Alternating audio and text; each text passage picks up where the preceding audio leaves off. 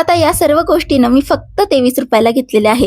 त्या कुठे घेतल्या मी तुम्हाला पुढे व्हिडिओमध्ये सांगते. मागच्या काही दिवसापासून आहे ना मी दही ॲज अ हेअर मास्क म्हणून वापरत आहे. कारण फक्त एवढंच आहे, केसांमध्ये ना खूप जास्त डॅन्ड्रफ झालेला आहे.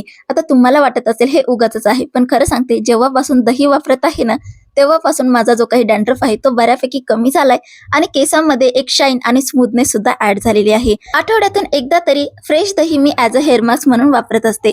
त्यानंतर मार्केटमधून थोडेफार लिंब वगैरे आणले होते. आता एवढे लिंब असेच ठेवले तर ते खराब झाले असते, म्हणून लेमन ज्यूस मी काही अशा प्रकारच्या आईस ट्रे मध्ये सेट करून घेतलं आणि ज्यानंतर जी काही उरलेली सालं होती यांचा वापर मी ना माझी जी काही चिकट झालेली पितळी दिवे होती त्यांना स्वच्छ करण्यासाठी वापरून घेतली. तर दिवे स्वच्छ करण्यासाठी ना मी या सालीमध्ये थोडंफार पाणी घातलं आणि चिकट झालेली जी काही दिवे होती ती ऍड केली आणि कमीत कमी 10 मिनिटांसाठी हे पाणी मी उकळून घेतलं आणि त्यानंतर हे दिवे मी स्वच्छ धुवून वगैरे घेतले आणि बघू शकतात हा फायनल रिझल्ट. अगदी 5 मिनिटाची मेहनतीमध्ये हा अगदी चिकट झालेला दिवा सुद्धा खूप इझिली निघून गेला. त्यानंतर संध्याकाळी मार्केटमध्ये गेलेले होते कारण की मला पार्लरमध्ये सुद्धा जायचं होतं आणि उद्या शिवजयंती आहे म्हणून त्याची सुद्धा तयारी लगबगीने चालू होती. मार्केटमधून येणं मी थोडीशी शॉपिंग करून आले ते तुमच्यासोबत शेअर करते. इथे मी ना थोडीफार ना सेरामिकचे जार वगैरे घेऊन आलेले होते आणि थोड्याफार सेरामिकच्या ज्या काही फ्लावर पॉट असतात त्या सुद्धा.